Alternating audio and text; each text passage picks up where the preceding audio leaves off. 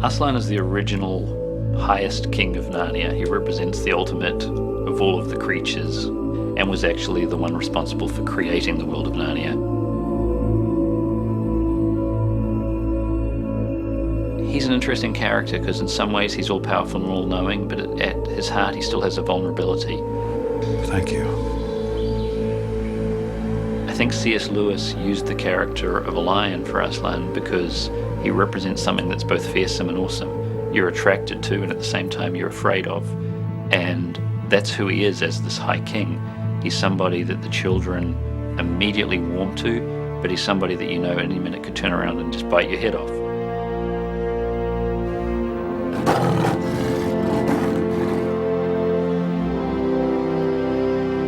The first time I met Andrew about the project, the one thing he said to me, which he continues to say today, is that it was incredibly important for him that we not be able to tell the difference between a computer-generated animal and a live-action animal. Rise.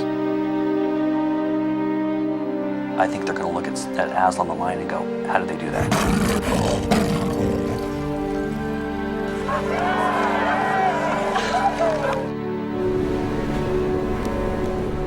This is the stunt Aslan. It needs to be steamed flat just to get the hair laying really nice and give that lion sheen to it. Aslan is being done, I'd say 99.9% digitally. But Andrew asked us to build 3 versions. We have 3 different Aslans we're going to take a look at. Yep. All right. This Aslan is our lying on the table Aslan. Aslan on the stone table. And originally that was going to be digital, but we built this amazing puppet, and I had an amazing Aslan team headed by Jeff Himmel. It's a magnificent piece of work, and Andrew just fell in love with it, and we shot the entire sequence. That's the 0.1% that will be all puppet. So radio-controlled head, and it breathed and did all this stuff. We built a full-size Aslan for stand-in work. The digital guys had the spatial reference and color and all the information they needed to have, and then we would remove that. And then we had a running version that Georgie and Anna rode on a green screen.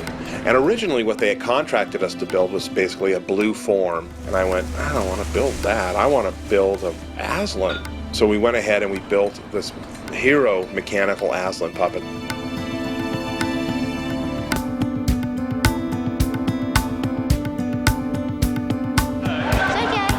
When the girls were on set, when we were shooting it, I really wanted them not to think it was a puppet. And we left it on, turned on all the time, and it was always breathing and always moving and looking around. And I wanted them to believe that these were guys that really existed in this world, and in hopes that that would help with their performances and just make it all be real and come to life.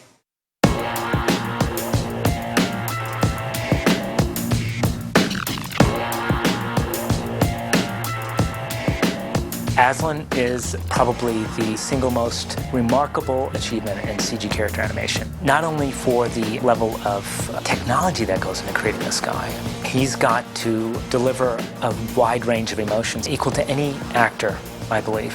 And when you see it, you've got to believe it and feel it and not ever think that it's a CG character. Aslan's been 2 years in the making, and it is a great achievement, there's no doubt.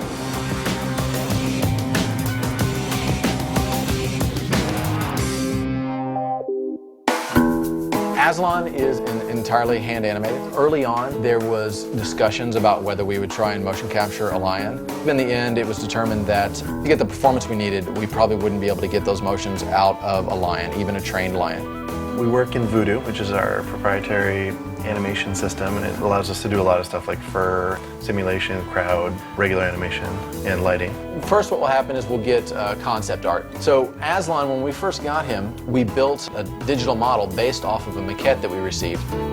By focusing on a certain type of lion at a certain age, we were able to kind of dial in the look of him very consistently, so that we always had a reference to kind of go back to and say, well, this is actually how it looks. One of the challenges with a character like this, especially with any furred character, you want to get the detail of the skin to read through the fur. All this wrinkling here that you see down in the skin how much that translates through the fur once you put that on top of it. Without that, it's really hard for the animators to convey any emotion. He has a full muscle system underneath his skin. The way we did most of it was through shape-driven animations. We broke certain poses and certain expressions down based on different muscle groups. You would have one in this area, one in this area, one in this area, on back around the mouth, and those would all combine to give you these poses. It also mimics a real lion's muscle system, so that as he moves the corner of his mouth, you can see this tension all the way up through the temple in his head. So you see everything move, and that's all just from a very subtle movement on his lip. And that adds a lot of liveliness to the face. Most facial animation is in the subtle movement of the character. I shall talk with you alone. His body is done through a combination of both muscles, traditional deformations, and shapes. So this is actually a layering approach where you just continually add levels of detail on top of levels of detail until you get the final fidelity that you're looking for. So at the base level of the character, what you're going to have is a bone structure to get their blocking out and get their overall motion out. This shows the underlying muscles that are going to drive the skin. An animator doesn't think about these muscles. These muscles are just along for the ride. Once this is signed off on and they have the basic motion they want, they can go up to a higher resolution. This resolution actually is driven by the muscles. He's got realistic triceps, biceps. This is usually where the animator's work will stop, once they've gotten it up to this level, and it goes down to the next stage in the pipeline, which is called technical animation. Technical animation is responsible for things like dynamics, hair work, cloth work. So their job at that point is to come in and make that hair alive. Aslan has 5.2 million hairs on its body right now, and it takes about 10 hours to render a frame. Welcome, Peter. Welcome, Susan and Lucy. We had a bunch of pictures, just photographic reference of a lion. I wasn't able to go to the gentle jungle and saw the real lions. They were nice enough to send me a little tuft of hair, which is cool, and my little inspiration. You can see the texture quality of it. Their hair is almost like bristles, you know, almost like a paintbrush. It's not soft and cozy, it's pretty rough. We all know what hair looks like. We've all seen it all of our lives, and we know when it's good, we know when it's real. And making this come to life on a lion, down to the whiskers, even the whiskers on this lion have to be just the right thickness, just the right length, just the right coarseness. He not only has incredible fur that you have to deal with, he's got this big mane that moves, not only when he walks, but when the wind blows.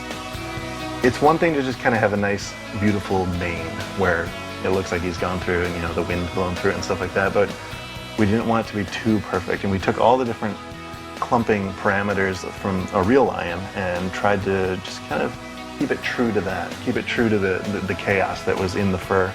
In the past, it's taken hours and hours to render one single frame. Still takes us hours and hours, but not as many.